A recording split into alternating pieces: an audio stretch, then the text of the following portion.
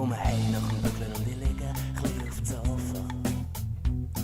Und ich drehe mir dort einen ein. Es wär nicht so, als würde ich es unbedingt gerade brauchen. Ich werde nur wieder glücklich dabei.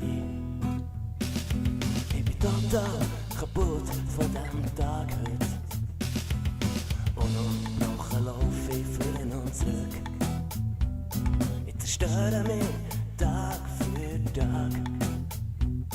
Für das Leben zu überleben, mit jedem Herzschlag. Laufe ich am Ende zu. Und in 50, 60 Jahren habe ich wieder Ruhe. Himmels Willen, lass mich doch ein bisschen kiffen. Sagt mir, was ist da schon dabei? Auf den Lungenschaden, mehr oder weniger kommt's auch nicht an. Wir sind sowieso alle